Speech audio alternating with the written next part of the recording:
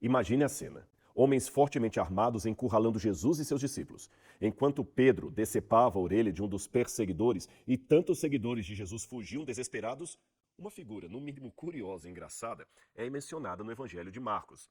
A Bíblia diz que um jovem que vestia apenas um lençol de linho fugiu deixando as vestes para trás, enquanto os soldados tentavam inutilmente prendê-lo. Afinal, quem era esse jovem? E por qual motivo essa história tão pitoresca está registrada apenas em Marcos e não nos demais evangelhos? Se você ainda não tinha reparado, cada um dos 4 evangelhos possui a sua própria particularidade. E eu ensino mais sobre isso no módulo sobre os evangelhos sinóticos dentro da plataforma A Bíblia Comentada. E se você quer entender melhor o Novo Testamento como nunca antes, eu sugiro que você se inscreva o mais rápido possível. Sabe por quê? Nós estamos lançando uma nova aula exclusiva para todos os nossos alunos, isso todas as semanas, uma vez por semana. Então abaixo você encontra o link do nosso site. É só clicar e saber mais informações. Eu aguardo você. E numa dessas situações, uma mulher judia, ou melhor, hebreia, chamada Joquebede, ela deu à luz a um menino. E ela tentou segurar o máximo que podia o menino. E não teve como. Aí ela teve uma estratégia. Ela colocou o menino, alguns acreditam, Tiago, e existe essa possibilidade, que ela não deixou o menino à deriva no rio, assim, seja lá o que Deus quiser, ela levou não. Até lá no... Parece que, e dá a entender no texto bíblico, eu trabalho com essa possibilidade, que ela deixou de propósito. Ela sabia a hora que a filha do faraó vinha tomar banho. Mas a pergunta que pode fazer é o seguinte, mas por que ela ia entregar o filho para os egípcios que queriam matar? Quando eu pego a história egípcia, eu tenho uma provável resposta para isso. Lembra que eu falei que as famílias estavam casando irmão com irmão? Aí teve um faraó chamado Tutmoses I. Tá certo? Tutmoses I. Aí ele teve uma filha chamada Hatshepsut. Só que esse Tutmoses I, ele não era de sangue real. E ele tinha uma amante. Aí, com a amante, ele teve um filho que também se chamava Tutmoses. Ele obrigou a Hatshepsut a casar com o meio-irmão bastardo dela. Novinha ainda, criança. E para piorar, a Hatshepsut só teve uma filha. E o marido dela, que era um banana também, ele também tinha um amante e teve um filho homem com a amante. Qual que era o medo da Hatshepsut? Eu não tenho filho homem.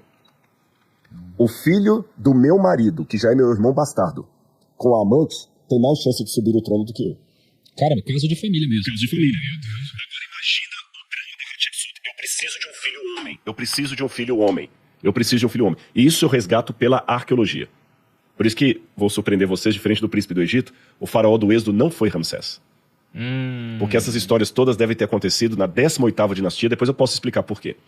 Mas antes de falar como é que foi... falar a estratégia de Joquebede. A Hatshepsut precisa de um filho. Era uma menina, que já estava obrigada a casar com o cara lá, e como eu falei, quando ela casa com ele, ela vai ter uma filha chamada Neferuri, que vai morrer criança também. Ela estava banhando no rio Nilo. O rio Nilo era considerado pelos egípcios um deus, o deus Rapi. Então, a Joquebede falou com Miriam, vai lá, coloca o seu irmão no cestinho que eu preparei, e coloca ele na margem do rio e vai olhando de longe. E deixa o cestinho ir até onde está a princesa. Por que ela fez o cesto de junco? Sabe o que é o junco aqui? Papiro. É o papiro, que tem papiro demais lá. Tem cestos de papiro no Egito.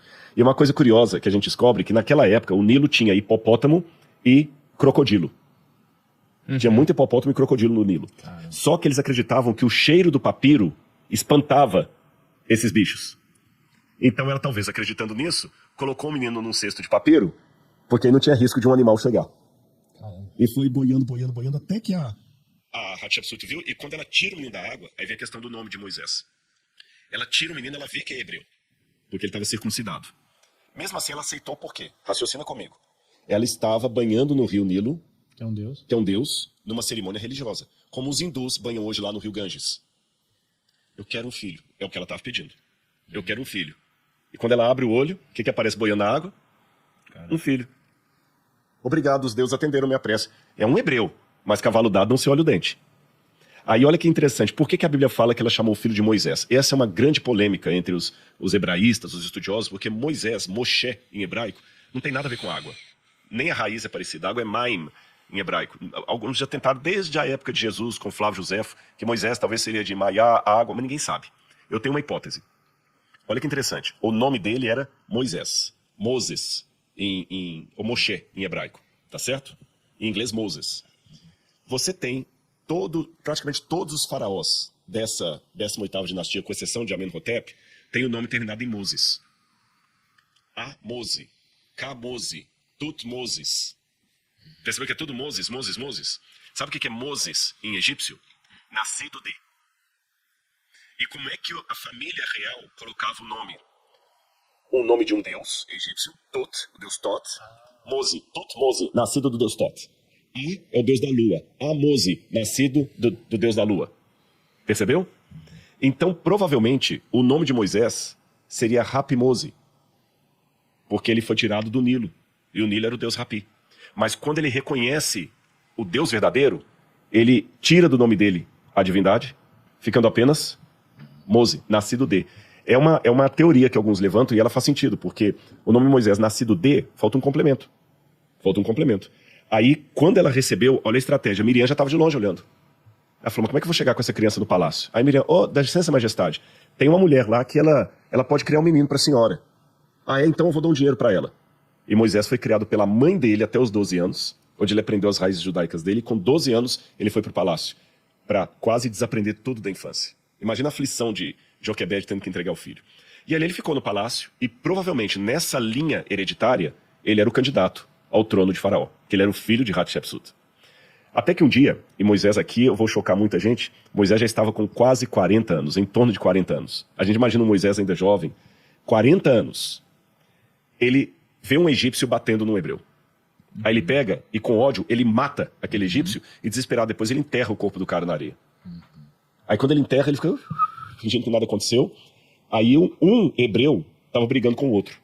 Quando ele foi separar a briga dos dois, ele falou assim, por que você está querendo meter aqui a pitaco na nossa briga? Você é filho de papai, você não é hebreu como nós, porque você está lá no palácio, cheio de regalia, com ar-condicionado e tudo mais. A gente tem se lascando aqui. Você vai querer matar a gente igual você matou aquele egípcio? Aí ele ficou apavorado com aquilo, falou, pronto. Muita gente deve saber. Largou tudo e fugiu para a terra de Midian. Então foi até aí a fuga dele. Ele fugiu porque era crime, mas ele não era o filho do... Mas vamos imaginar, ele era o filho da rainha, mas todo mundo sabia que ele não era um filho legítimo da rainha. Cara, então olha que interessante. Então tinha mais chance quase meu irmão, né? Porque ele era filho adotado da rainha. E o outro também era enteado da rainha. Sim. O outro ainda tinha mais chance, porque o outro pelo menos tinha um pai que era faraó.